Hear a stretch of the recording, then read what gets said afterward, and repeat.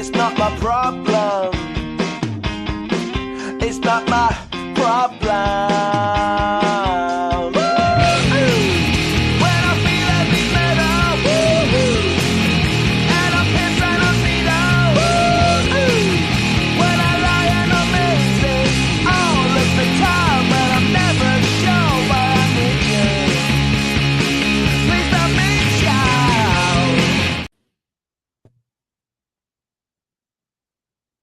Oh, you're on mute, Dave. Welcome to the Prospect Podcast. I'm Coach Human here. I'm with Coach D to my left, and I have our monthly guest, Georgia Miller, who really does a great job of helping with all the stuff within your mind for as an athlete. So we're really excited to talk to her. We're going to dive into some cool things today. I've become obsessed with this caricature.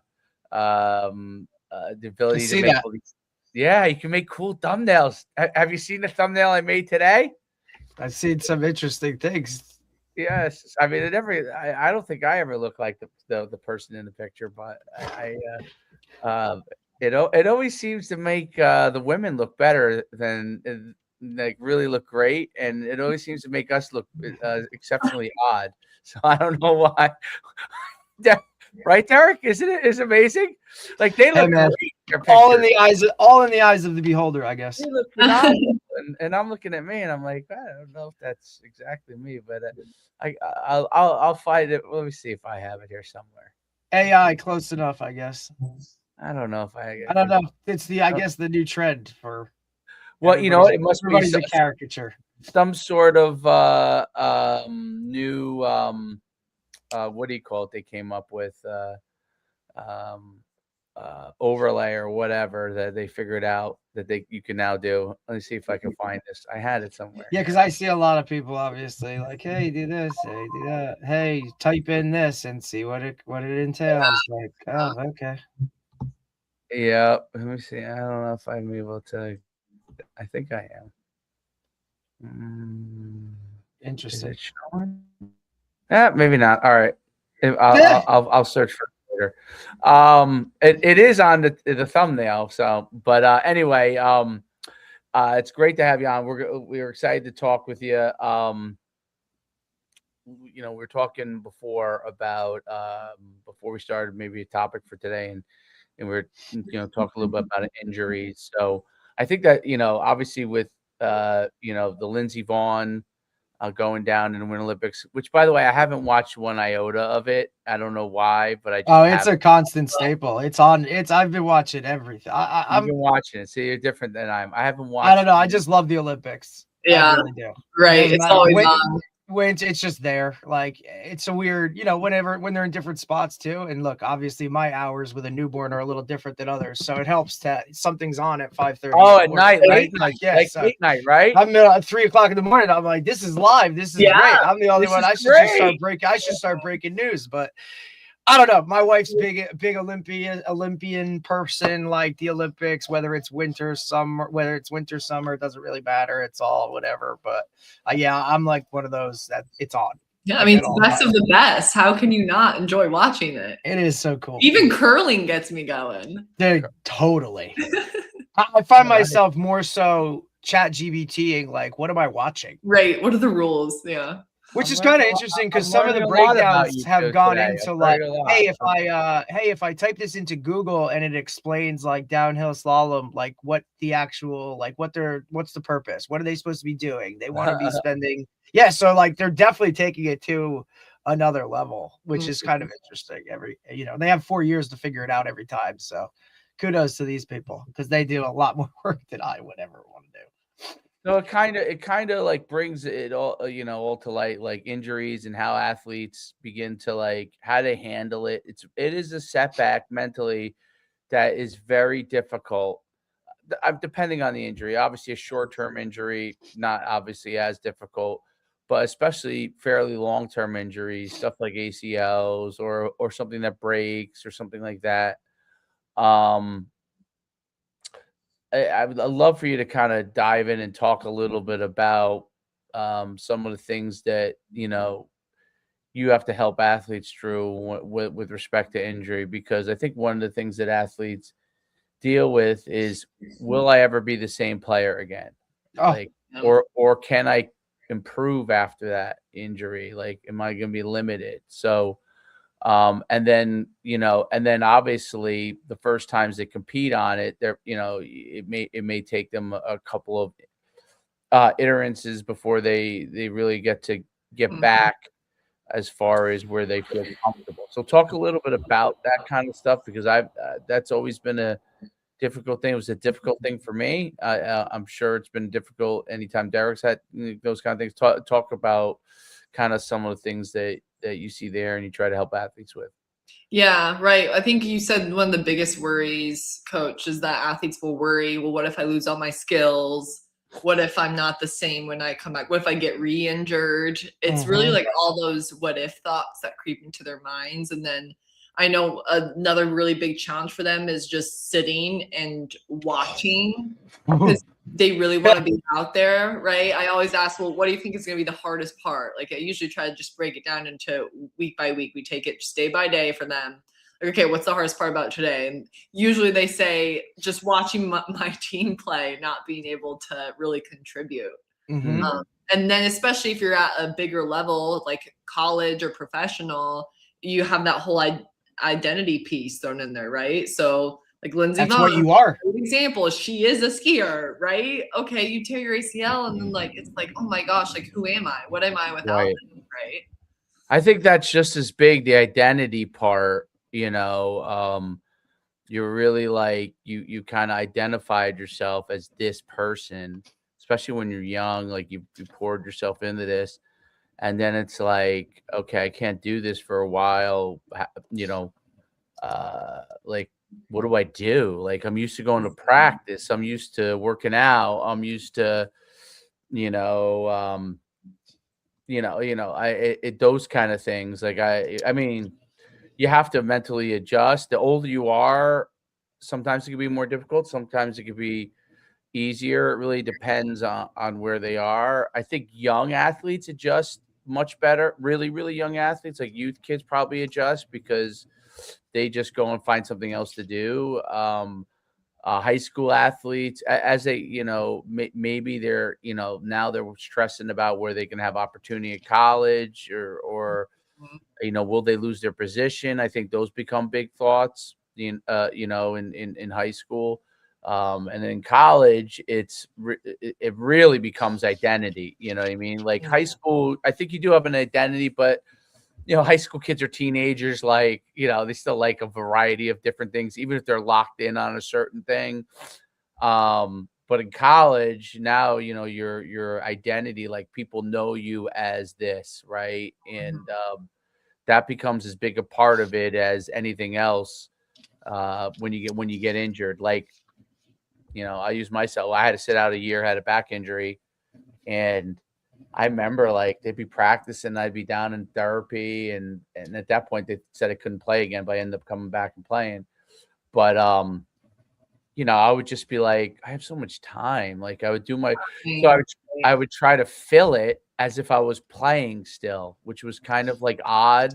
I don't know why that was the way I did it, but like I scheduled my therapy and my like stuff while they were practicing, because it kind of like allowed me to think of, even though I wasn't at all part, I had no idea what was even going on up there, but like it allowed me to stay focused. And then and I didn't have to answer questions if I showed up at practice and hung out there, and like I don't know if I could have handled it. So, but I structured my own thing from that standpoint.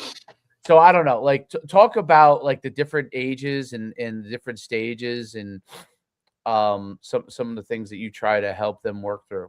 Yeah. Well, I think one thing that's really important that I'll tell athletes to an injury is making sure that you keep some sort of routine. And that's no matter how old you are, whether you're a 12-year-old or in college. But that routine is so important. If you just all of a sudden, you're not going to even PTs or practice, class, you're just like staying home all the time. You aren't being social with your friends. Isolating yourself is going to make it 10 times harder. right? So wake up, keep the same school schedule, go to practice, still feel like you're a part of the team because you are. Do your PT and AT exercises on the side so you feel like you're doing something.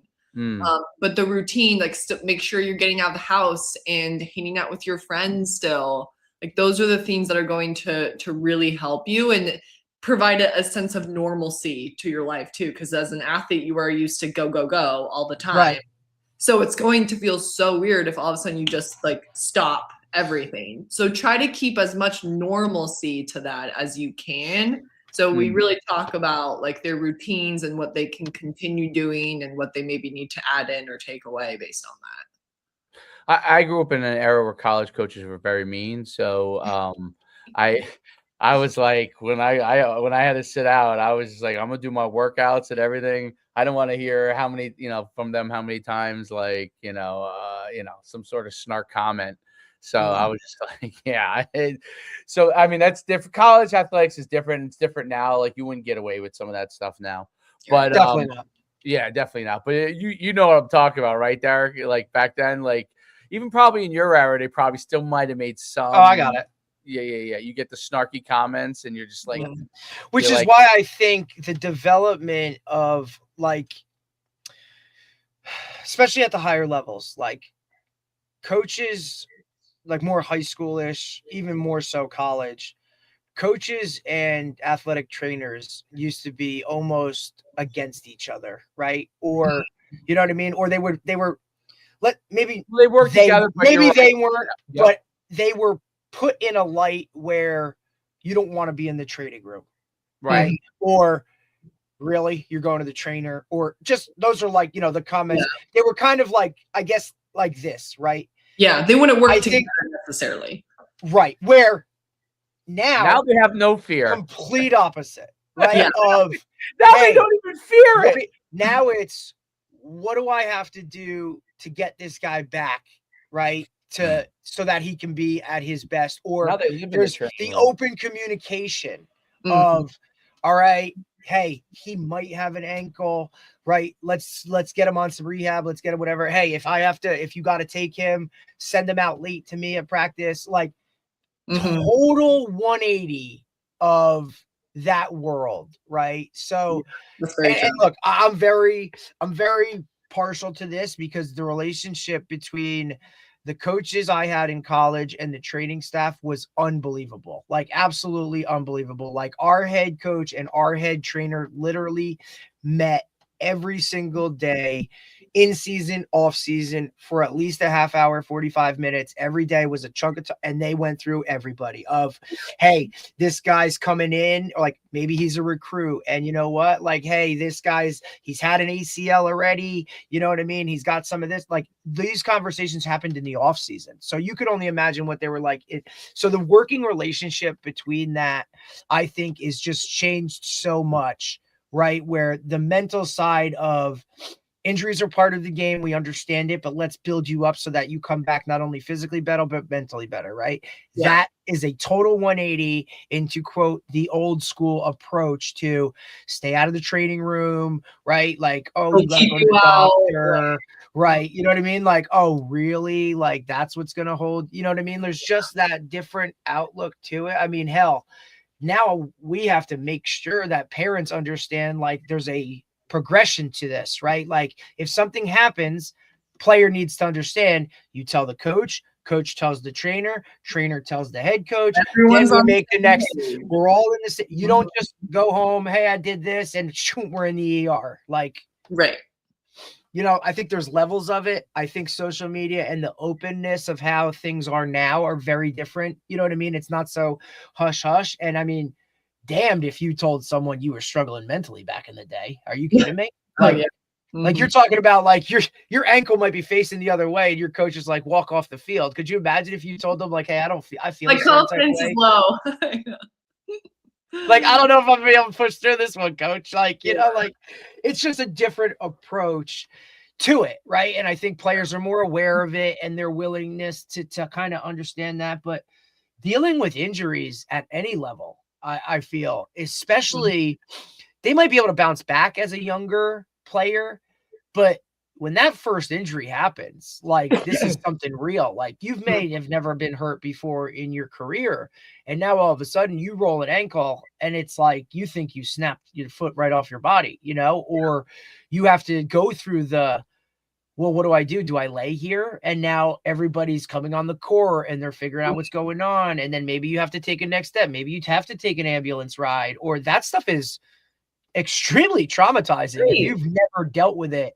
So how do you deal with some of those things? Like, what are some of the strategies that you kind of, do you make them aware of it, or do you talk them through that post-injury, Georgia? Like, how do you approach it with guys that come to you, or females, right? Because look, injuries are across the board. We know and also, like, I think a big one how do you deal with mom and dad? Because look, an injury, like a real deal injury to one mom and dad might be like, hey, get up and go to another mom and dad, right? I mean, there are some we understand overbearing parents. And when injuries happen, like, you know what I mean? Like you can be, how do I deal with mom who's going to like boo-boo baby everything, and dad who may be on the opposite end of the spectrum of like, get up and go. Yeah, let's go. Like, that's tough. You're in the middle. Yeah, right.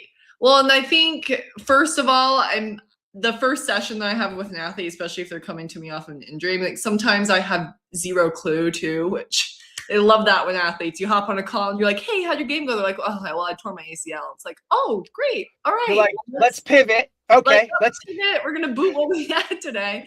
Yeah. So that first session is usually let's just sit in the suck.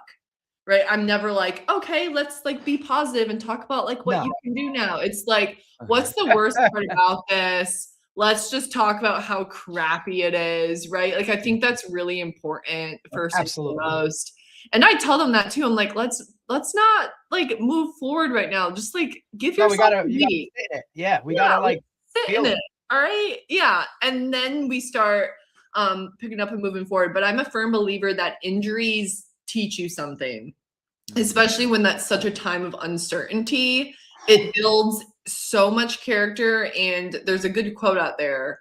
I don't know who says it, but the times in uncertainty teach you things that certainty couldn't. Right. So, and you might not know why in the moment or what it's working you on. But when you look back months later, it's like, oh, that taught me resilience. That taught me patience. I think something cool that I see a lot with my athletes who are injured is maybe they had a lot of fear about making mistakes or getting pulled or not being good enough. And then they get injured and it completely goes away when they come back because they're just so freaking grateful to be back playing. They're like, it adds a level of, that level of, like, oh, this could really like not be here. Yeah. Right. Something like this. And I think it adds a different level of appreciation. Maybe if you've always been like the best player and you've never missed anything, and now all of a sudden you've had to sit on the bench and kind of like, because you physically can't, it gives you more of a self-awareness of like, wow. Or it gives you like, hey, maybe I care about this a lot more than I thought. Like, holy hell, right? Like, okay. And I think at a young age, you're right. It builds some of that callous or some of that, like that grit of this could be just self-awareness of understanding what's going on, what's happening around you. And that like, no matter what's happening with me, like everything else is going to keep moving, so I better like understand what situation we're in. Well, and it's, it's a good opportunity too. If coach is watching you, your teammates are watching you, right? Like, what can you show coach about you during this time? If you're showing up, you're being positive, you're still asking, hey, coach, what can I do? Maybe you can take stats. Maybe you can go shag balls for the team that day, take score, whatever it is. Right. But that shows coach so much more about your character and your value than you playing healthy 100% of the time could ever show, right? That's a very important moment to show. No doubt. Onto this injury and show people what I'm about. No doubt. Yeah.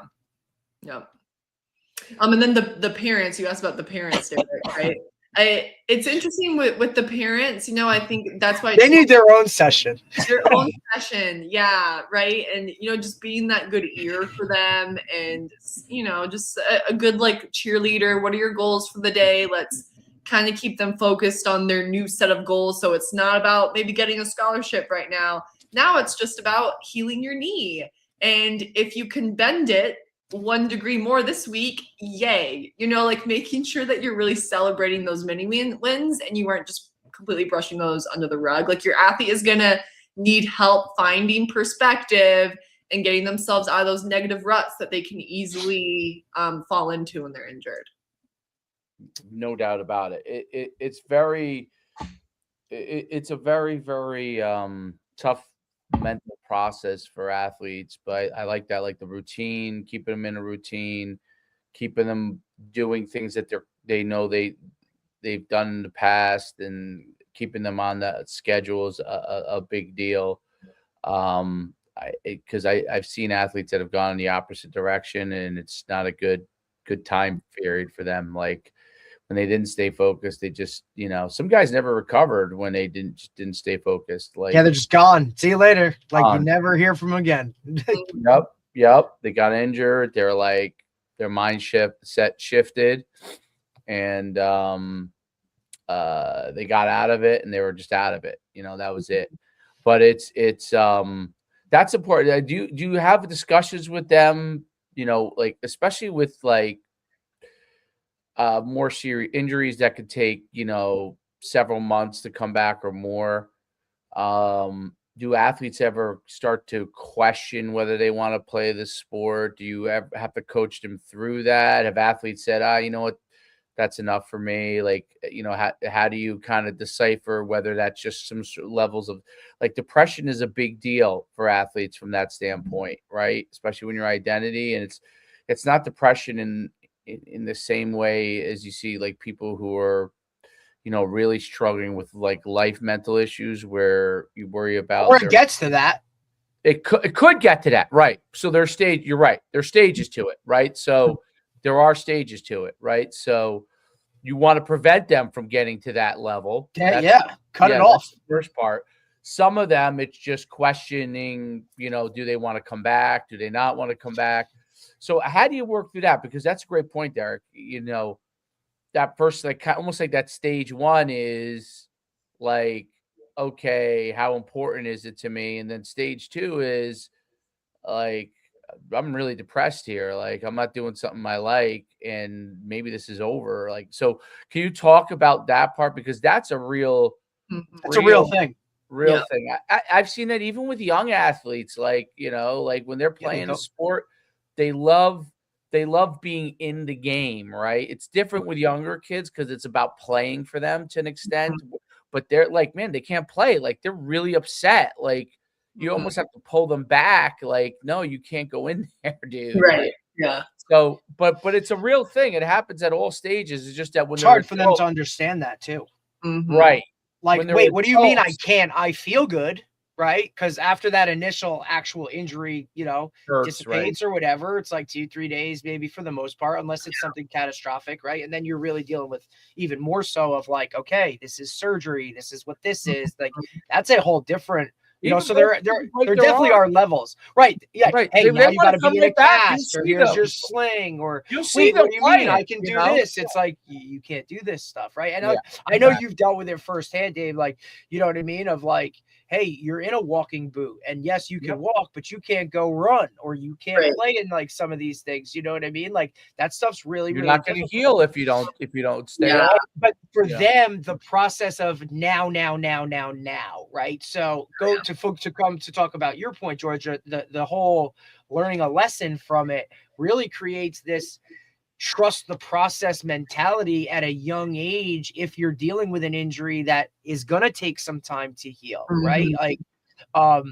for example, I remember as a young kid breaking my wrist, right? And that was, you were in a cast for 4 weeks and you had to figure that out. So it was, well, I guess this baseball season's done, but hey, you know, you got to shift your focus to, look, you got to do everything you're supposed to so that you can play football, right? And I think that was a real thing at a young age. I think it was probably like 5th or 6th grade, right? Right around that, like, okay, like I get this. I can get this. You know what I mean? But my parents hammered that home. Like, hey, you want to be ready for football? You better listen and do everything you're supposed to when it comes to wearing this cast and not being crazy man and doing whatever, right? So, okay, you know.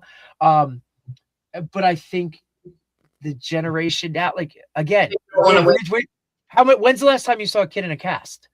Right. No, I think we talked about that, right? Like, we don't let them go out and play and do shit and break shit and like it's just, you know what I mean? Like, my wife and I go back and forth. If I hear her say, "Oh, be careful," one more time to my daughter, who, yes, she wants to do a front flip off the couch. Like, she's got to learn that the floor is hard. Like, and you know, like, not that I'm going to allow her to do those things, but I can't have eyes on her, and I can't like be that overbearing bubble parent all the time. You know, she's got to look. She knows very well, like, hey, that's hot, right? Like, don't drink it if it's hot. You have that little sip, it's hot.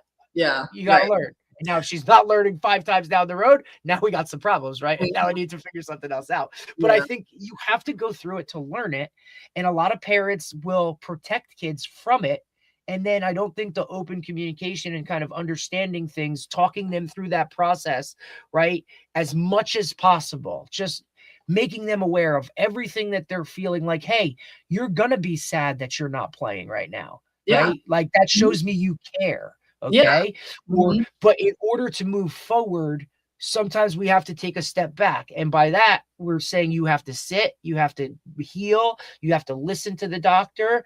We can try to, or I think even like, you know, hey, we can try to, you know, if it's like a physical injury, right? Like, hey, we can do these certain things to help you. So it's still like playing, but it's not playing. Then you're creating that sense of like, when you have an injury, rehabbing or taking care of your body. I just think there's so many lessons you can kind of throw into it, but we kind of miss out on this opportunity because we're so worried about like, oh, we got to get them back, or they're missing this, or I paid for this and now they can't do it. Right? There's always a monetary gain, something to it. I just think that's something. It's such a opportunity to teach, and a lot of times because we're just in the shit, we're not focusing on that point. Right, exactly. No, and I think a big conversation that I have with my athletes is last week with one of my softball players. She has some discs in her back that are very injured. I know, bad, awful injury. And I'm like, okay, you can push it and play in your tournaments the next few weekends, but would you rather coast at 60% the next year? And she's going to college in the fall. She's committed. Right? Coast into college at 60% or take 3 months off, like they're suggesting, come back 100%, take a month to work through the rest, and be great for the rest of your college career. You know, you got to put things into perspective. Yes, it will be a tough 3 months, but we got to think about future gains here. Yeah, not missing your tournaments that aren't going to really matter because you're already committed to school, right? Bigger picture. Like, who cares? You won a tournament in March of your whatever year, but guess what? Like, when you show up to camp and you're 60% because, you know, you won this tournament or just fought through this, whatever, instead of taking the time to heal, now what happens to your scholarship in a year? Right. Well, and you said something important too, Derek. It's one of my junior hockey guys. He had a big, bad shoulder injury, surgery, knocked him out for 6 months. But we got him focused on, okay, you can't do any sort of upper body, but you can work your lower body. He knocked out so many lower body workouts. And then when he came back, he was so much faster on the ice. So, I think a very important aspect is getting athletes to focus on something that they might not have time to really focus on before the injury, right? Hey, use this time to strengthen your abs or your upper body if your lower body is injured. But it's a good opportunity to get them focused on something else. No, that makes a ton of sense. And it's an important thing. It's a mentally important, like, so let's say there's an athlete that, like, take worst case scenario, just they're having a hard time just getting it together. Like they're not sure whether they want to continue to play. They're not sure about a lot. Like, how do you work through that to really kind of figure out how to get them back, and and then what if they come to you and say, you know what, I don't want to do this anymore? Like, that's a whole different conversation, right? So, how do you work through that to figure out if that's really what the situation is, or they're just depressed about it? How do you do that? Yeah, right. Well, and I think that's a necessary conversation to have with them all. And it's not necessarily a bad thing, because for some athletes, that's the first time in their life they see themselves in a role outside of athletics. Sports. Yeah. Right. So it's not necessarily a bad thing, but I think this kind of correlates to quitting, right? Are you quitting because you don't love the sport anymore? Totally fine. But are you quitting because you don't like the pressure? You don't feel like you can get back to the same athlete that you once were, right? Those are different reasons. And then I tell athletes, like, we can work through this. And then it's right. You just got to narrow it down. And like Derek said, trust the process, small goals. We got to try to find some fun back with it. But for some athletes, that's the opportunity for them to, I actually like working and spending more time with my friends. And this helped me realize that that's not a bad thing too. And that's not a conversation that we're going to solve in one session, right? That's going to be probably months of talking about it and really figuring out what they want. I think that's a great point. A difficult one, but a great point. Like, very, very, something that they have to begin to really work through. It's difficult. That sometimes is a meeting with the parents beforehand of hey, guess what? Like, he's not stopping, or, and then it puts you kind of in a really tough spot if that kid is now expressing like, I really liked my time not, or, hey, I really like just doing the book rather than like playing, right? Like, I just felt more. Now I think you'll get that a little bit more from maybe your non-top guys. Yeah. But if you're dealing with a middle school kid or maybe a freshman, sophomore that's really kind of questioning like what they really want to do moving forward, that can be a really, really tough spot and a really tough conversation to have and say, hey, mom, dad, like, just want you to know, like, he really doesn't want to do this anymore, but he has a plan, right? Right. Yes. Yeah. That's what parents like to hear, is they have a plan still. He really enjoys this. Like an anecdotal. This is anecdotal, but just it happened to me. It was extreme. And I went through all these stages. So like when I had a herniated discs or multiple discs in my back, they said I was done. I couldn't play anymore. And the first stage was, I was like, I was like, all right. They said I could go home, come back. You could start to do therapy when school starts. So I decided to go home, and I went home. I partied my ass off. I had a blast. I went through that stage of like, all right, I had one of those in high school. yeah, there you go. I was like, sophomore. This is great. Like, okay, like I'm not, I'm just gonna be a regular guy. And then I went through the next stage of it. It was like, oh, like that's not really who I am. Though that was fun, after a week or two of doing that, I was just like, okay, now I'm not really ready to give up on this, So, I went back. Luckily, I had a great physical therapist. She like eased me back into it. And it was really with life intentions, meaning like, let's get this to a spot where you can be okay for life. But then I walked in like a week or two into it, and I said, I want to see if I can come back. And so she helped me with that. And we took through a whole stage process of it.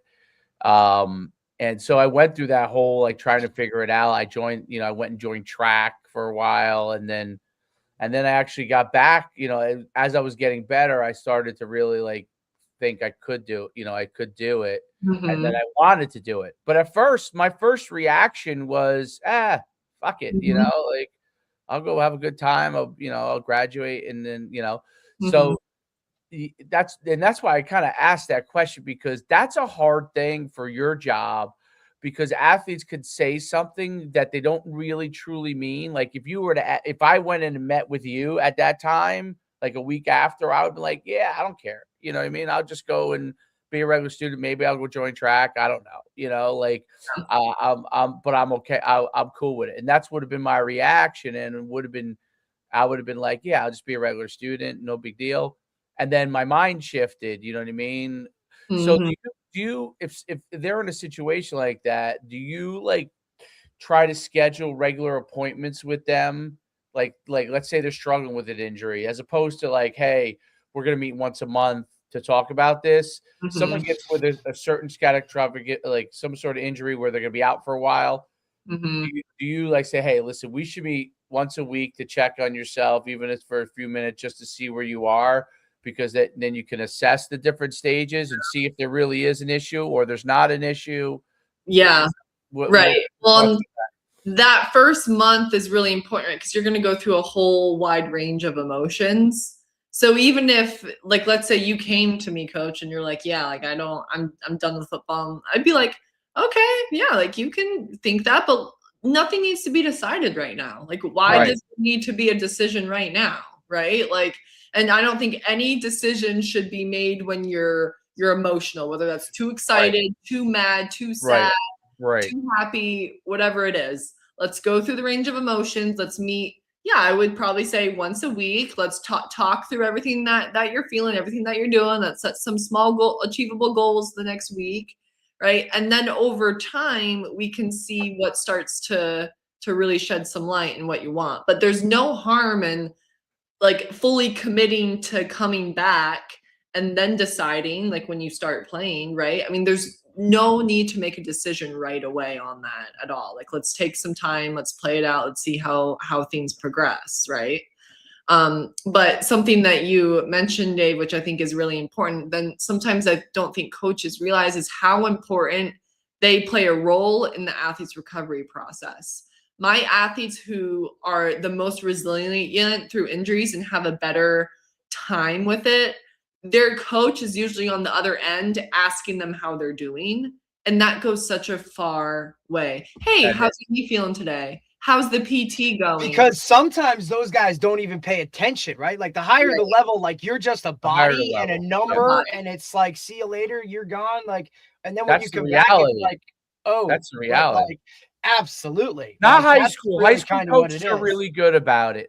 In my experience, like most. You're right, most, but they're better. Well, they're in the school a lot of times with them, or they see them more. So even if they're hurt, like even if you don't teach them, or even if you're not a teacher in there, you're gonna run into them, right? So by default, they have to ask you, "Hey, you okay?" But in college, you're right. In college, you're right. If like you're out there in therapy land, see you later, bro. You don't see anybody. Hell no, because you might be on the side and maybe I'm sorry, but I have to be concerned with what I got to put on the field, and now I got to get your number 2 ready, right? Yeah. Or I gotta maybe if you're not even a guy yet, you don't even know you're not. They're like, oh, where's Nick Rapone used to do this to me, and he used to piss me off.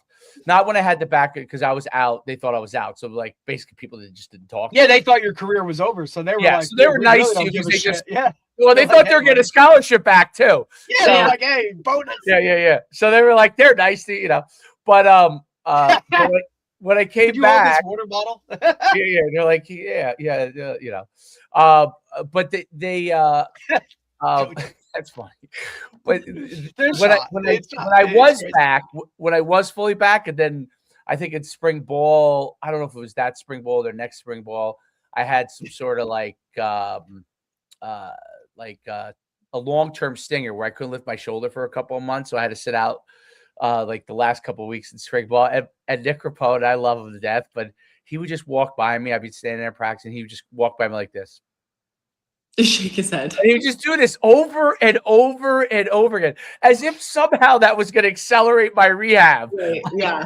Like I wasn't doing as fast as I could, but he would just walk by me. And obviously he would just be like, and this guy, he just retired. He was at Tampa Bay Bucks, right? So when you think, like, he's a great coach, like fantastic coach, but like that's kind of, and then football coaching, I'm sure hockey's like this. I'm sure lacrosse is probably to an extent like this. Rugby's probably any kind of super overly physical sport where guys do get injured on the regular, and coaches are always pissed off about it for the most part. Well, because I mean, especially at that level where, you know, you've invested the recruiting aspect of it, and now like this guy's supposed to be a game changer for you. For everyone. Like he's helping you put food on the table for your daughter. God, and now it's like this guy, like, really, bro? Like, come on, dude. You know he's what I like, mean? see, so-and-so's out there playing. I guess he's gonna right. There's always a comparison. And football, I'm like, very, he ain't very taking my job, coach. I'll be back. Right? You know, yeah, like football is different when it comes to that because you are constantly in a state of physical discomfort or some type of injury, right? That like never goes away. The only day you're healthy is the very first day of camp is like, that's the only day. You're always dealing with something. So that mental side in itself of it, like we tell our guys all the time, are you injured or are you hurt? Right? Like you gotta understand that. Yeah. Because if you're not playing through some pain, then you might not be what we're expected. You know what I'm saying? When it comes to that, like you have to understand that.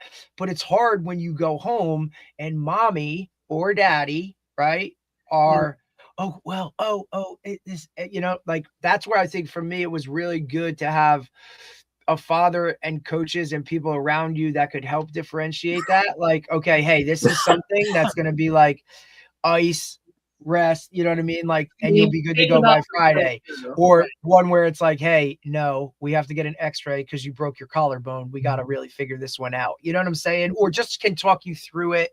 You know, I reference like an ankle injury where that first time I rolled my ankle, I swear to God, I thought I broke my entire lower leg. Like I was done. I'm like, I can't believe how much pain I'm in right now. And then 2 days later, you're like, oh, I should be okay. Right. But it's just at a young age, you just don't understand what that means. Like, what's the difference between it, right? It's even like a young kid that you know, falls, nothing's happening, but your reaction can cause her to cry because you reacted in a certain way of like, they feel your stress, right? Yeah, and fear. Fear is right, and the unknown. Look, think about it. Like ACLs used to be career enders for most people. Right. Or it was the rehab in itself was really that question of, do you want to go through this to only come back be told you're only going to come back at this percentage? Now we see people like, you know, they're back in 6 months, or guys that blow Achilles, right? Like we're talking catastrophic injuries, right? That are really big deal that used to be, hey, this career is over. Let's start thinking about something else. That now you can rehab and go through the process and you see it, right? Like Tommy John surgery. Like some guys now electively have it, right? Like, hey, I can get a few miles per hour faster. Like if that's your choice, okay. You know what I mean? Yeah. And I tell athletes, I'm like, let's look up some articles. Let's look up some athletes that have had the same exact injury. And so great. Like, you know, read about it, be curious, do your research, stay away from like the negative Google searches of like, what's the worst that can happen? But, you know, how do your role models respond to things like this? And how like, hey, guess what? You love this guy. Guess who tore his ACL as a sophomore in high school? Exactly. Right.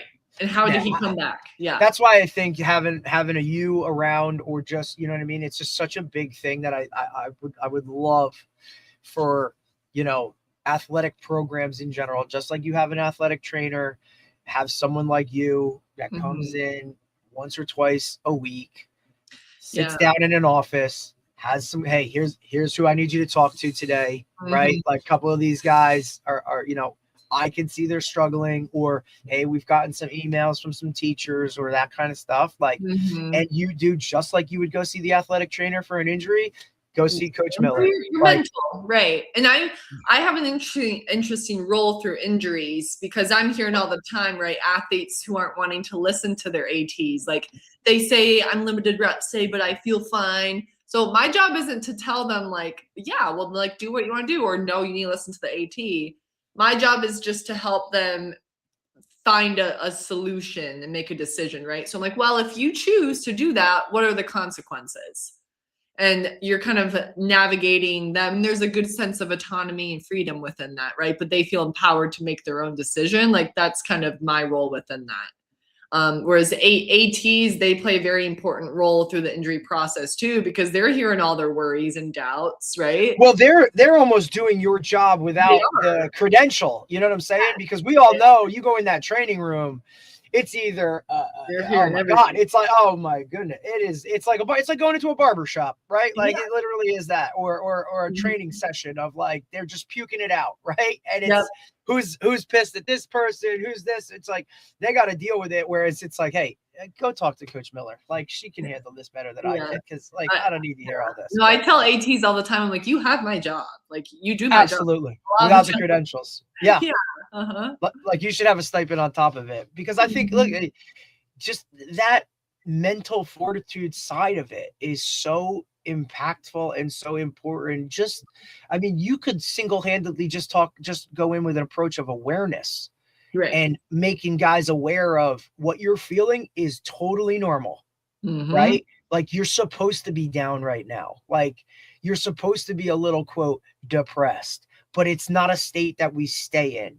We have to continue to grow and improve and develop, just like if you were healthy and we were working out for the next season or getting prepared at practice for the next game.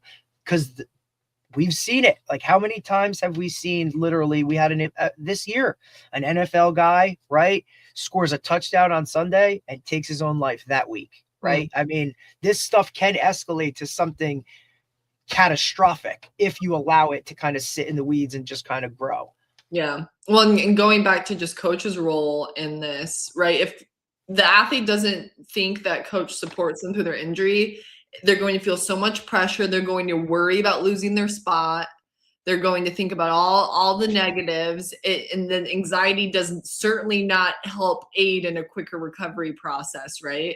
So that's why it's completely out of your control how coach responds. But anytime I'm working with a coach, I'm like, just, hey, a quick text checking in on them goes a long way. So I try to just make sure they're doing that at least for their athletes. Absolutely. Yeah. That makes a ton of sense. God, it's just so crazy. Because Dave, you've dealt with it. I've dealt with it, right? Like we've dealt with injuries. I mean, you're talking from any athlete's going to deal with it. For me personally, like, you know, I literally finished my playing career, right, November of 2007. And then I go to the doctor in December of that year and find out that I have a malignant sarcoma cancer in my right forearm. And you're like, whoa, right? Really? Like now we're really like talking to a whole different level of like, oh my goodness, like even my career, like here I was sports. And now we're worried about like, wow, like, am I going to have an arm? You know what I mean? Like a month after my career is now like, and that's you know, like something that I dealt with personally, and it all worked out in the long run. But that mental side of like, okay, you're going from seeing your team trainer of like, hey, let's get an x-ray and just see what this lump is, to your team doctor now handing you a card saying, hey, I want you to go see this oncologist. Right. And you're going, oh, I know what oncology is. Like, what's the, you know, in such a bang, bang, bang type of situation, to now surgery. And now you can't shake hands at your, you know, senior year banquet with your coach because you're casted up after a surgery. And now you have to go and explain that of, well, what happened? Like you were good at the end of the season. What happened? Like now you have to play crazy. Yes. And like, hey, now you got to take like all your classes. We got to withdraw because you're not going to be able to be there. You got to go through some of this stuff here. Let's deal with it and go. Really tough mentally. But had I not had injuries previously and dealt with some of those things, like, hey, continue to just trust it and move forward long term, it'll be better, whatever. I don't know if I would have been able to handle all that, especially like, you know, in a time where you're supposed to be, hey, I'm graduating college and what's the next phase of life? Like, you're already dealing with, I'm never going to play football again. Right. Now all of a sudden smash this thing into it. And you're like, really? I don't think I would have personally been able to handle that had I not had people around me or been through some of that stuff and given me some of those skills to kind of get through and how to handle it step by step. But it's a process in itself of acceptance, sitting in your shit, right? Understanding like it's not the end all be all. We can always make something work and just building towards it. It's a really key piece to it. And that's another side of like, not only injuries, but, or like, you know, tap in the, hey, your sport is now over. You're not going to the NFL. You're never going to play this again.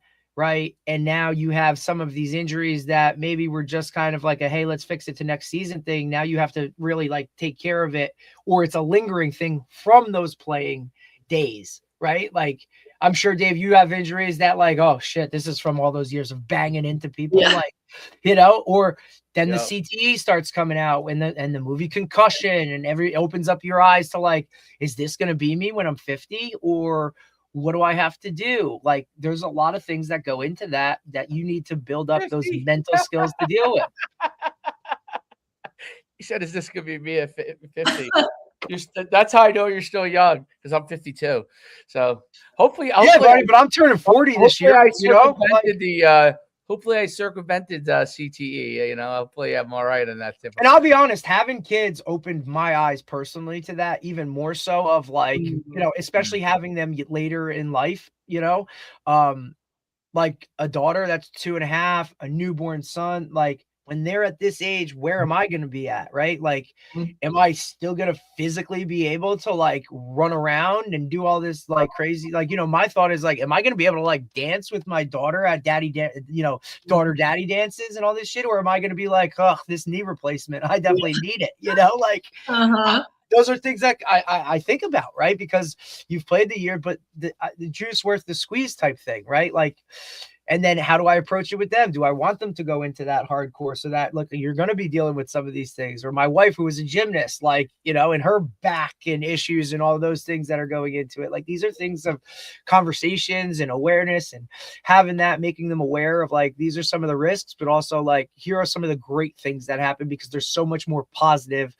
But if these things happen, then we deal with them, because that's life. You can't program that stuff out. So there's just so much benefit to having those conversations at a younger age, especially now where I think that it's being made aware to kids at a younger age, right? Like, we didn't understand some of that stuff till we were in college, or it wasn't even brought up to us till we were in college. You just kind of went through it and were told what to do, and you just did it because you did it, right? Like, the trainer told you to heal up, and you were like, okay, you tell me what to do, because I can't go to ChatGPT and figure out, oh, well, if I tear my ACL, I should be doing this. Or that stuff, you weren't aware of that. There weren't people like yourself.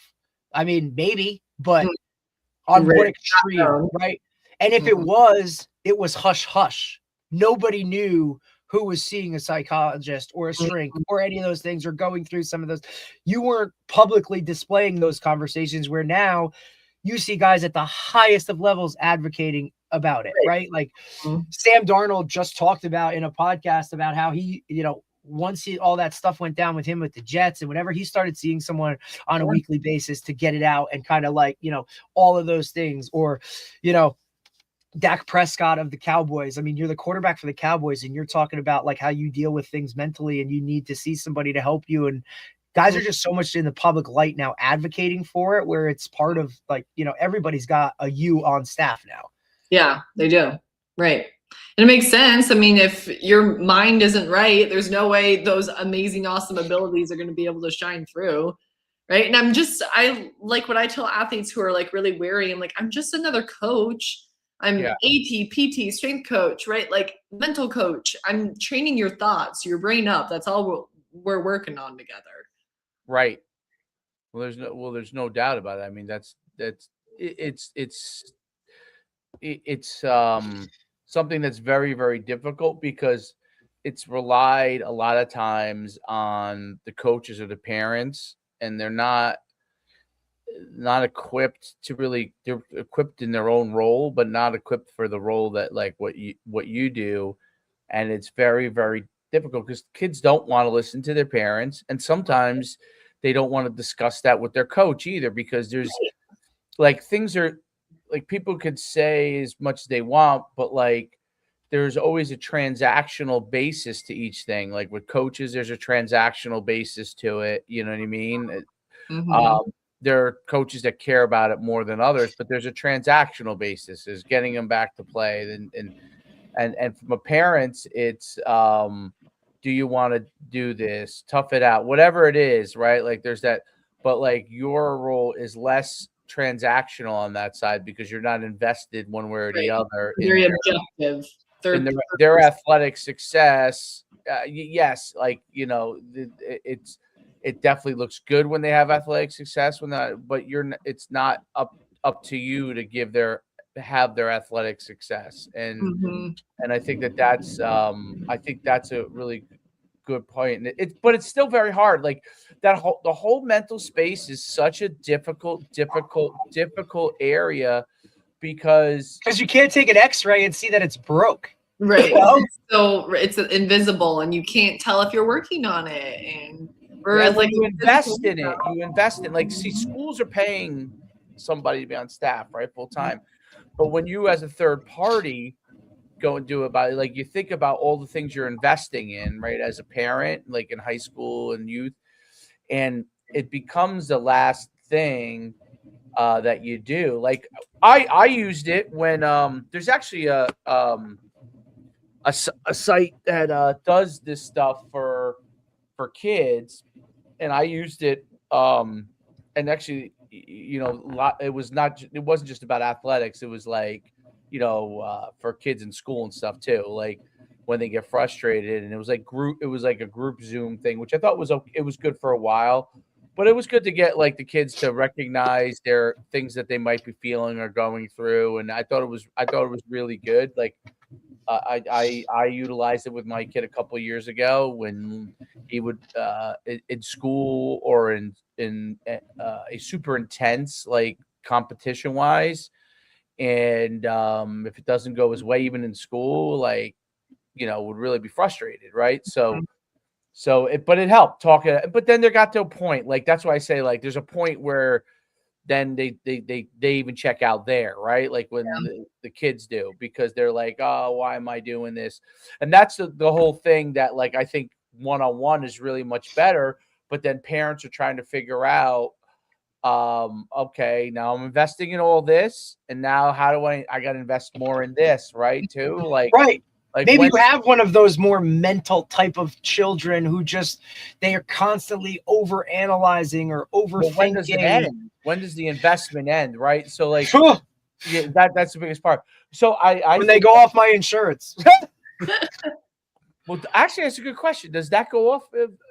I think that's covered. There are there are insurance companies that cover that side of it. That's just like going to an annual doctor appointment. You may only get a certain amount of, you may only be able to see certain people or whatever. Yeah, there might be a limit to it, and then it's like an out-of-pocket expense or whatever. But absolutely, I've done a lot of research when it comes to like actually like what like insurance is there. What does it actually get me? Because there are, hey, you can go see a nutritionist or you can whatever. You just got to find those, like, I don't want to call them loopholes, but they're the smaller print within your insurance that, as someone who lives, paycheck to paycheck in a way by choice, right? Like, I want to know exactly if I'm paying for it, then I'm going to squeeze everything I can out of it, whereas most people, it's just like, hey, well, whatever, what's the norm? But it's not like I can go off of like how my parents did it, because they're from a different generation of this maybe didn't even exist or there wasn't a concern. But, I see my daughter at such a young age and she is an overanalyzer, right? I understand that there's an age capacity to the questions about everything of why, what, like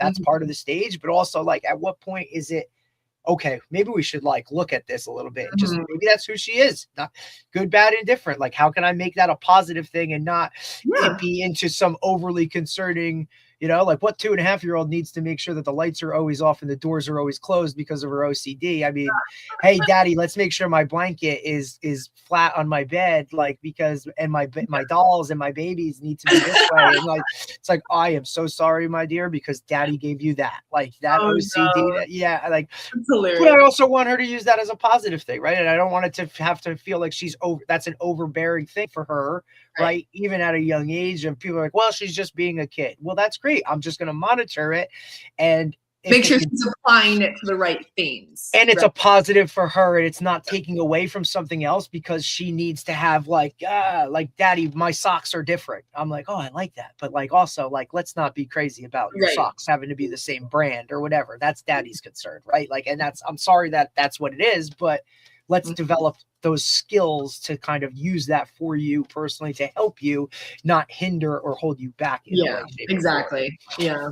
Right. I've worked with so many athletes who have done the general counseling, more clinical route.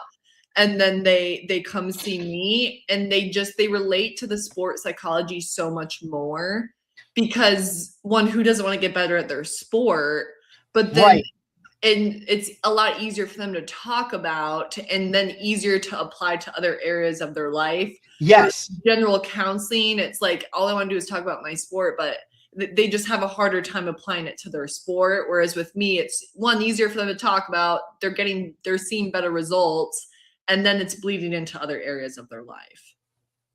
Right. That makes a ton of sense. No, there's no doubt. There's no doubt. And that's what they know. It's what they know. And what they love to do. Right. So if that passion for the one thing that they really, really love, you can spin it to like, this is going to help you with that. But it can also help you. It just helps you with everything else, right? Because now it can trickle down, and hey, you can use it with this. You can use it in school, like treat school like this, or this, or that feeling that you're feeling here. You can just relate it all to, when you relate it to something that they care about and that they understand a little bit more than the other thing, that other stuff will now catch up, right? Am I wrong in thinking that, or is that kind of on par? That's definitely on par. And, I always offer free, just 15, 20-minute consults, especially for my guys who are teens, early college years, right? They're like, oh, I don't know about this, right? And as soon as they meet me, and they're like, oh, she can talk football. Like, oh, this is all. I was going to ask that. For you being a female, right? Like, is that somewhat of a deterrent? Like, what does she know about football? Or what does she know about this? Yes, which is why I like to meet them first. I'm like, no pressure. Let's just see if this is a good fit, and before you commit to something more serious. And then as soon as they realize, oh, it's not all about like feelings and emotions, they're like, oh, okay. Like, I just met with a baseball player.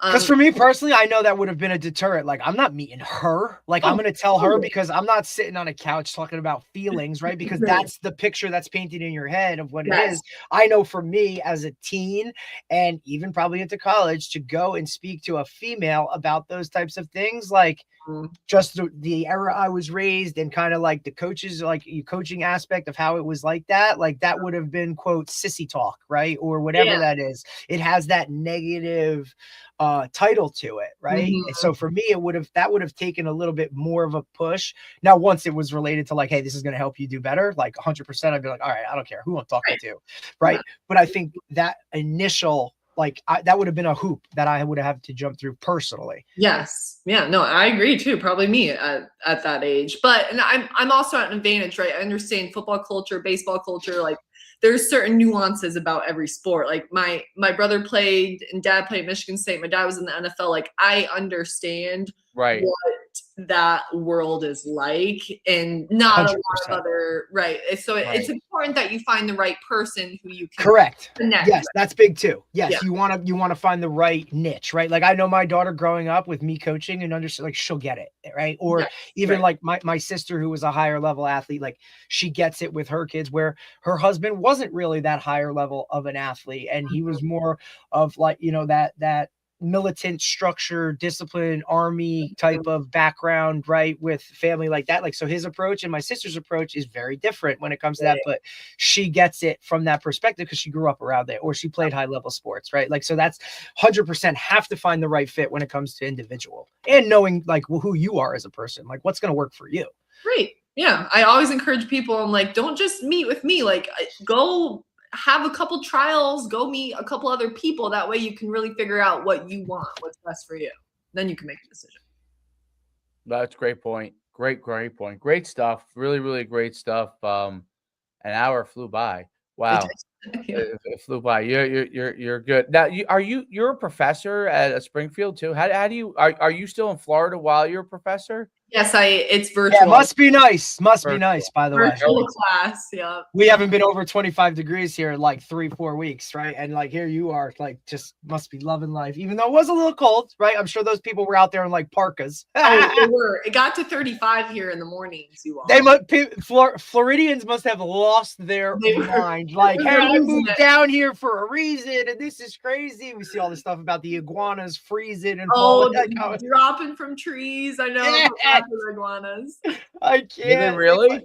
Well, their body temperature lowers so much that they go into like a freeze state, right? Like, Yeah. Walt Disney's Frozen somewhere, the deal? Like, hey, Demolition Man, Sylvester Stallone, like he freezes, comes back 20 years later. Yeah. Their body temperature lowers so much that they're still alive, but they're literally like a catatonic state. Like paralyzed. Yeah. So like they literally like there's videos of people just like collecting iguanas, like, hey, like they're gonna wake up at some point once their body temperature goes back. Yeah, just please. That's like a protection mechanism, I guess, for them. Yeah. So that they survive through the cold weather, falling out of trees and stuff. People are like, what do we do? It's awesome, dude. Wow. So funny. That's really cool. The geographics, but it must be nice, like and now you're dealing with nice warm temperatures, and here we are still trying to dealing with what snowstorms coming next. I know. I'm sorry, you all. Yeah, it's all totally good. fine. All good. Well, it's great having you on, and we'll see you, I guess, next month. A month flew by. Next month, yeah. Our monthly. Yeah, no doubt about it. It was really, really good. Thanks, Georgia. Yep. Check out the caricature of yourself. Yeah, I saw it. It looks great. I see that. I'll send it to you. I can send it to you on my Instagram.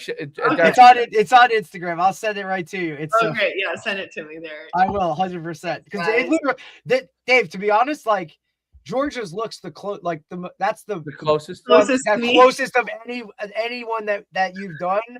That looks, I mean, it is like it's pretty spot on. Yay! Good. I'm excited to see it. Normally, I just laugh at it. Like one of the other shows I do, the guy doesn't have really any hair, and like. Although Tracy Joyner's looks good. That's what I said. The Oregon soccer coach looks good. The women do definitely. Yeah, they look. Yeah, they do a good job. I don't know why they're mean to us though. Well, like, I mean, we. I think it's a personal problem. Yeah, I mean, I don't know, Dave. That one you just did. One's pretty. That was close to accurate. I thought that was for closer. me. It's really close. It really is. I'll give you that one. I'll send you the one I did. It was pretty funny because if you type it into ChatGPT and say, create a caricature based off of what you know about me, it's kind of funny. Some of the things that. Oh, really? Oh, yeah. It's pretty it's interesting. Like. It's kind of funny. It is. Based off of, I guess, your algorithm or whatever. I found a picture of you with like sunglasses and like. Right. Yeah. I saw one like that. That one looked pretty good, actually. I thought that one looked good. Yeah. Well, as long as it's waist up, we're good. I usually tell them make me skinny, and then that's like nuts. Yeah. I always ask it to make me skinny. Put muscles. Oh, that's great. That's right. Tell me that's not. Tell me that's not as close as could possibly be to you. That literally looks like it took your picture and posted it. I think that looks like you though, Derek. Dave, I don't know, but yeah, I don't know. Because listen, there's so many pictures of me over the years. I was just gonna say, Dave, there's so many things over the years. Pictures from when I'm young. I've been doing this stuff for so long. There's pictures from when I'm like 30. Yeah. Okay, where I have all dark hair. I'm 25 pounds lighter. Like it's funny, but it's yeah. So like it depends on what picture I grab, and I think ChatGPT. I put so many pictures in there. I think it's very confused as to what I actually look like now.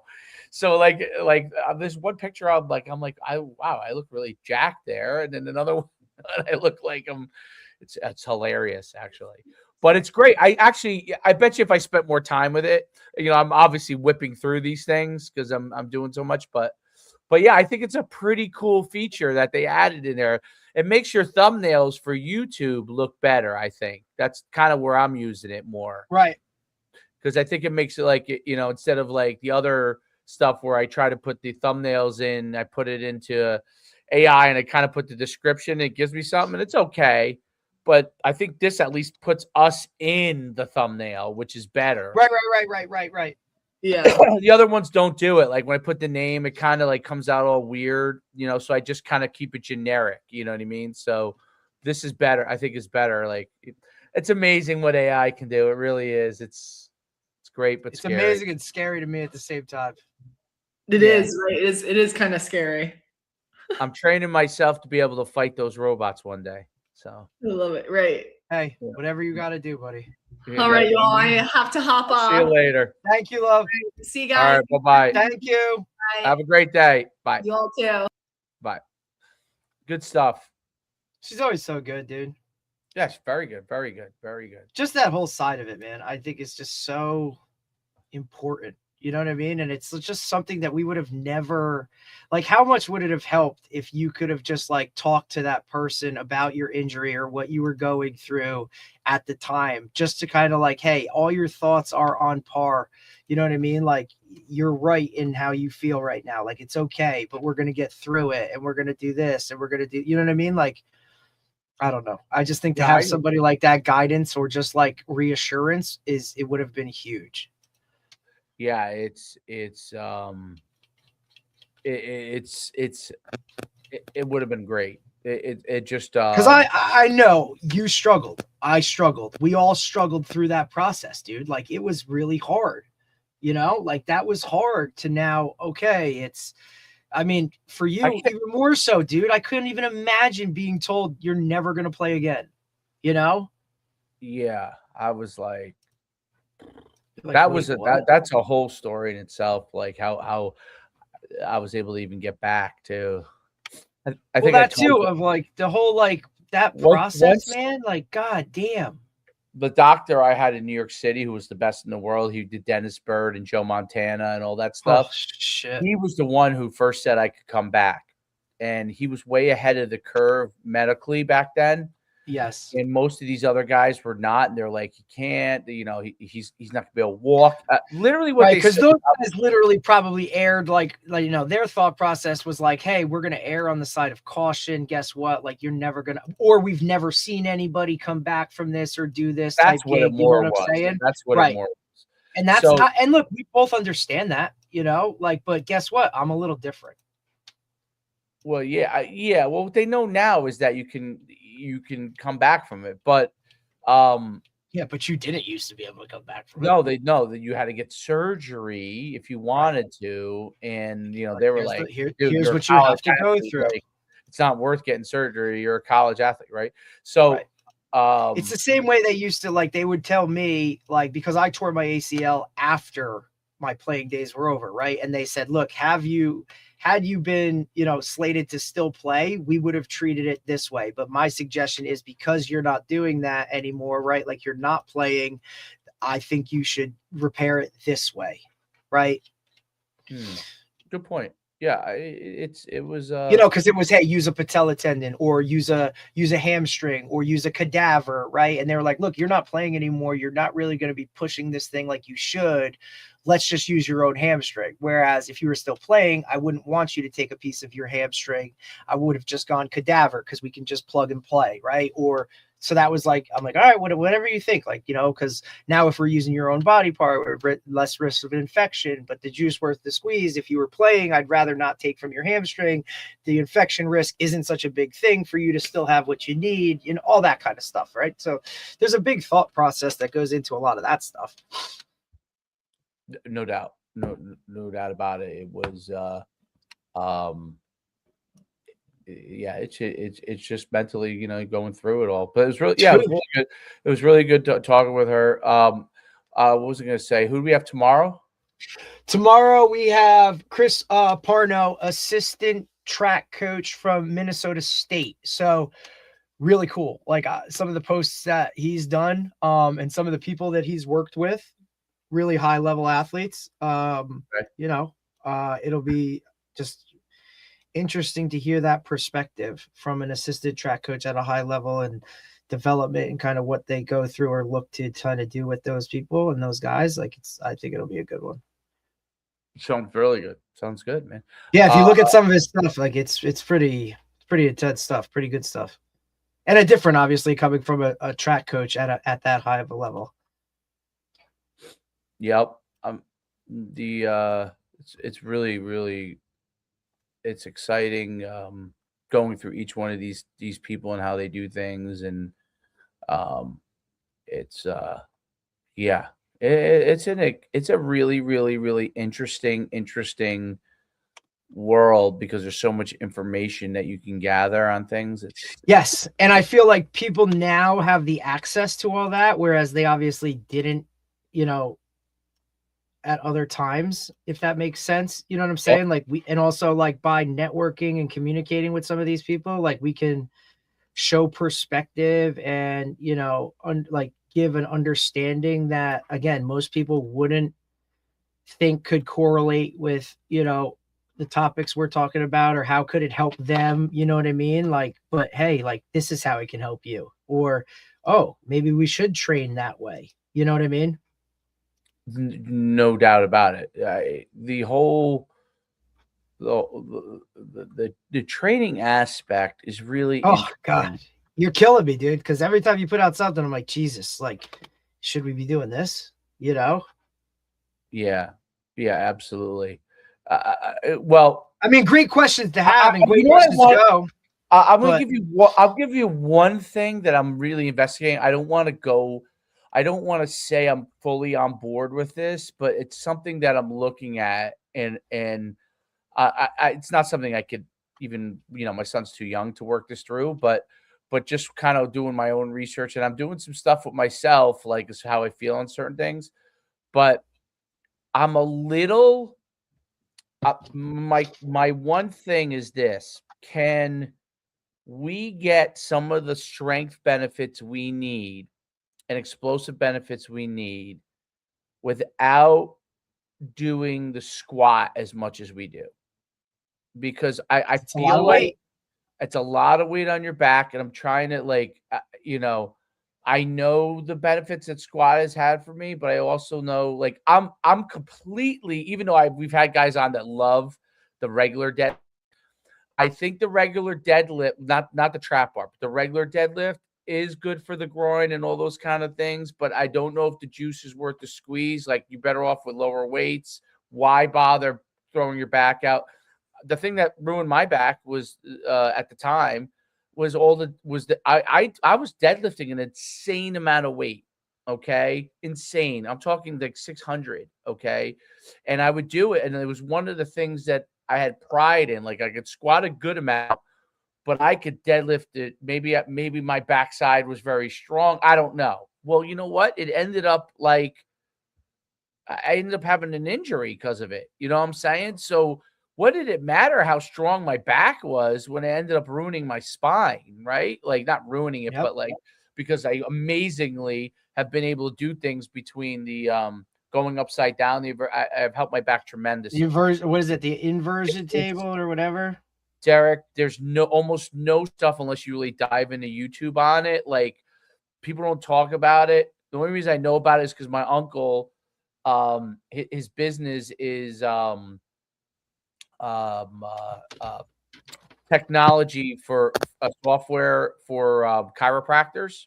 Got it. So all he does is, like, for 40 years meet with chiropractors, and they were like, back, you know, he was having problems. He said, "Why don't you try an inversion table?" And greatest thing ever. It's unbelievable. He's at a whole different level, dude. He's maintained his height. He's in his mid-70s, and he looks unbelievable. It's but amazing. He actually hangs like Batman. Like, he's completely inverted now. It's crazy. But he's been doing it for so many years, you know. Completely, of course. He has the boots that you hang like your back. Right, yeah. Like outside, he's like a bat. He's literally like a bat. But it's amazing. But like, on the base level, the inversion table is, you know, short of, you know, you being willing to hang like a bat, it gives you all of that. It just elongates, it stretches everything out for you. Look, we're fortunate to have, like, one of our assistant coaches is a chiropractor, right? And so that's, like, you know, that's really awesome to have that on staff. You know what I'm saying? But some of the stuff that he talks about, I'm like, dude, this is wild. You know? Yeah, I just think that, like, some of the stuff, like you really, at a certain point, you're not getting that much level of performance out of it, right? Like, does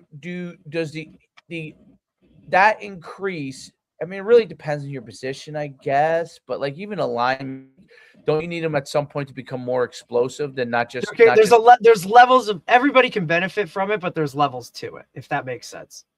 Yeah, I just think putting it on your back all those years, like, you're eventually leading yourself. Brutal. You're leading yourself to it, and every high school coach does it around the country, and I'm just like, I don't know, like, I just don't know. So that's one of my things. I'm trying to, like, am I overly sensitive to that? Maybe, But I don't know. Like, I just think why would like you could do you want to stimulate the spinal column to succeed, right? So there is some level of stimulus that goes there, but after a certain point, now it's not stimulus, now it's stress, right? So and so there's so stimulus would be like taking I don't know, like a 25-pound plate and like moving side to side, like twisting with it. That provides a good amount of stimulus for your spinal column. Like you're trying to like everything comes, what I'm learning is from your spinal column, and then it relates it to your muscles, and it gives you the ability to do certain things, right? So it's figuring out what gets that going. And like, dude, when they showed the study of like sprinters have some sort of crazy percentage bigger hip flexors over everybody else, like Olympic sprinters. So it tells you like, okay, now you don't want to go crazy with that, right? All of a sudden you put a lot of stress on the small muscle, which is the hip flexor, and now a guy pulls it, right? So you don't want to do that either, but you want to build it. Like, I mean, it's really, really interesting. And one of the things that I do like about listening to like the guy Chris Corfus, he was a football player like us. He played at Northern Illinois. Like he was a high level football player, so he understands what all those things are too. You know what I mean? Like he did do all the back squats. He did do all those things. So it's interesting, but and you know where it all comes from, right? All the big squatting and deadlifting all originally comes from Nebraska. Yep. Because they really were the first to do strength and conditioning and had so much success. But it's really that they had an innovation, which was actually lifting hard that nobody else had. And nobody did that.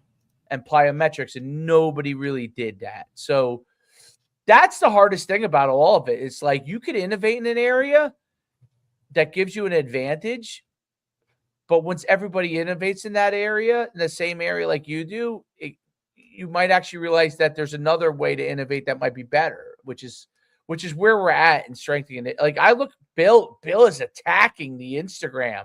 Bill Parisi. Have you seen it? Attacking it. I have not.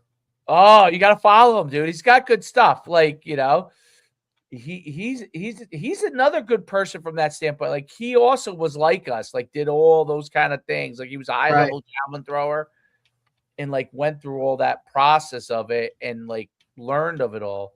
But it's very interesting. The biggest thing is you want stuff to translate on the field. Like that's the bottom line. Like, you know, does it translate?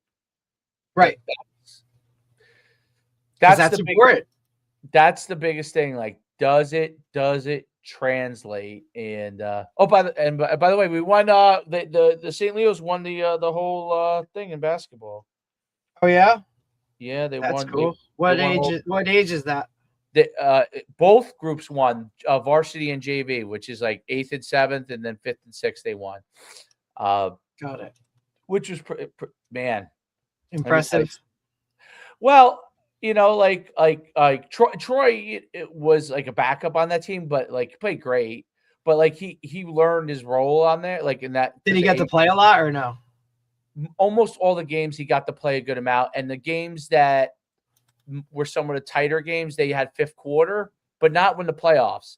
But all that stuff goes out the window come playoffs. They blew out most of the teams, so even in the semifinals. Oh, he played a ton in the semifinals. Like he scored 4 points in the championship game. They were up. They ended up being up by a lot. They beat St. James, and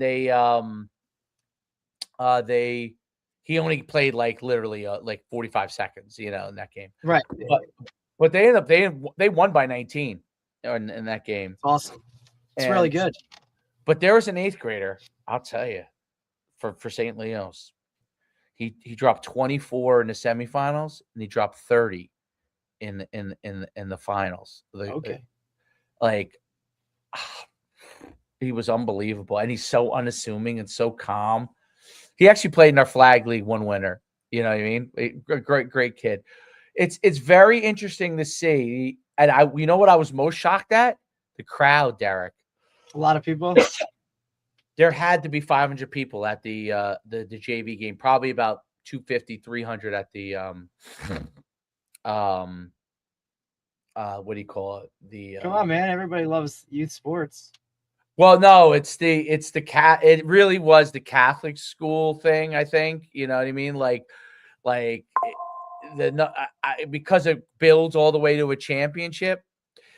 It's, and I like the fact that their coaches are like actual. Did you coaches. coach it? No, they have regular coaches, like you would have in high school. They have one of the guys is a parent, but his kid is a daughter. She plays on a different, so he's coaching even though he doesn't have a boy in it. Right. And then the 7th, 8th grade, they're run by like 25-year-old guys, maybe 25, 30-year-old guys. Like they're not like obviously having kids. So it's really interesting. So they're coaching you like it's high school, dude. That the only way I could put it is like they're getting coached like they're in high school. Well, that's awesome. What's better than that? Structure, like they have to be there. Like, obviously kids occasionally miss it, younger kids, but you've got to be there. Like they start stretching at X time. Like, make sure you're there.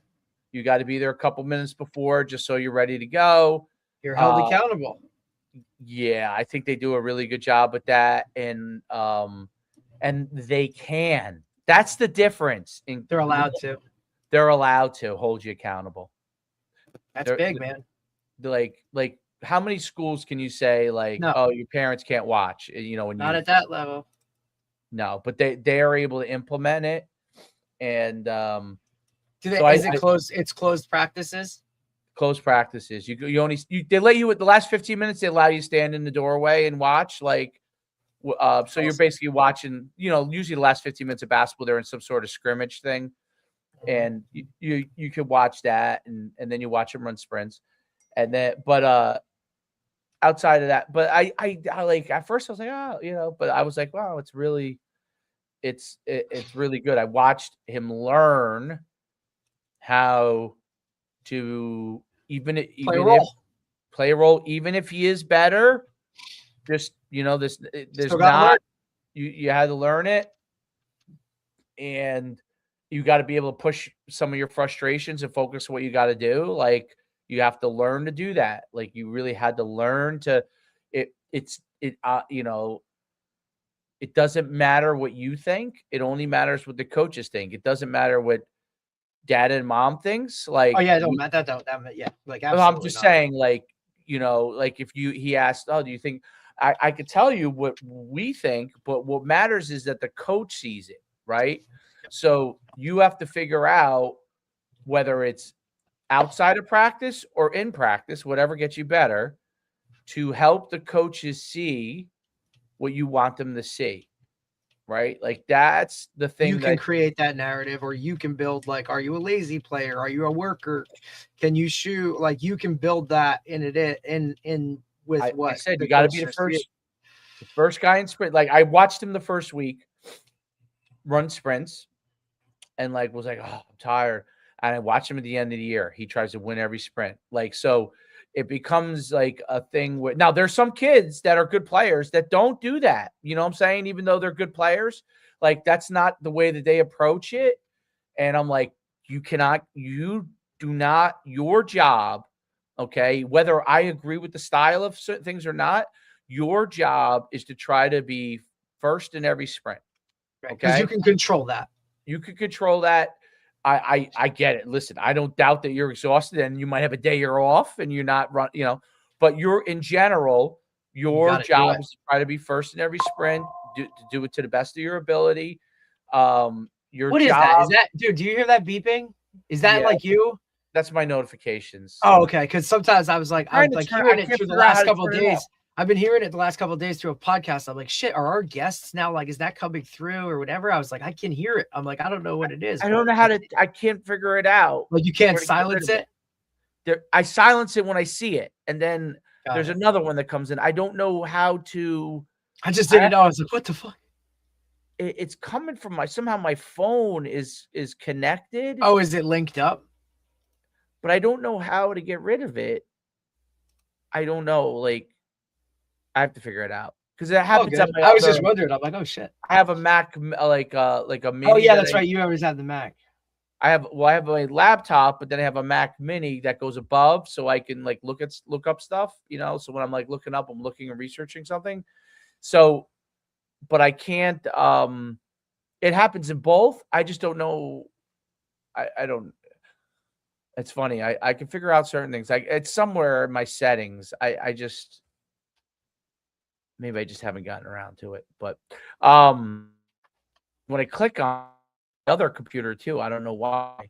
Mac Mini's great, by the way. It's $500, and like, so if you have a laptop, but you want to like not always have to look at your laptop or connect it to a like, you could connect it. It's the tiniest thing. Have you ever seen it?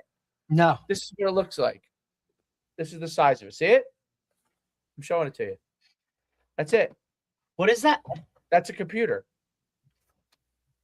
It's a Mac Mini. It's basically the same power as your laptop. But like if you were to get like a Mac computer, like a regular desktop, which are usually they're so expensive, dude. But you get a Mac Mini, it's basically as powerful as the laptop. Yeah, I was just gonna say, like, what do you do on that? Like, it's a computer. How do you like? So I don't have to like always attach my laptop to my monitor. It just stays on connected to my monitor the whole time. Computer, and then and you could tie it to your laptop the way the technology is now. So you could link it, and it links to to your laptop, and then you could pull any documents that you have on that also on the same thing through the cloud. It's sick.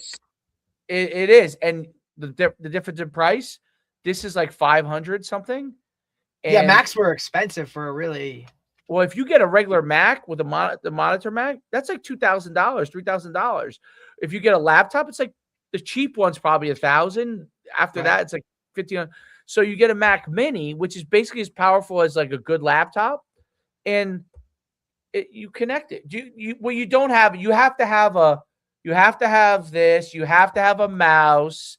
You have to have your own. You have to have a monitor already. Like so, but you probably have them all laying around your house. Like I was That's what I'm saying. Like all those extra things you already have. Like Nicole got it for me for my birthday, and I was like, I didn't want to like. She wasn't going to spend for a monitor like a big one. And I was like, let's do this. I'll go in with you on it, and we'll get this, and then it'll. And I said to the guy, I said, what's the downside to it?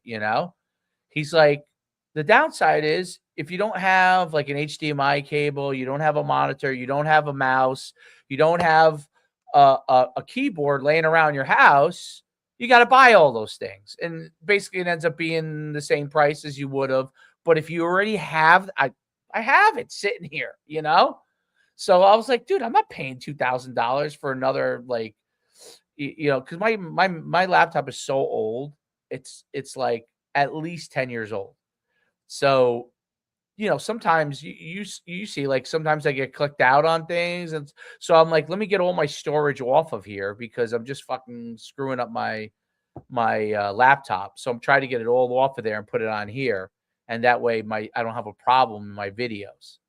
So, and just use this for my videos or if I got to travel. But it's amazing. It really is amazing.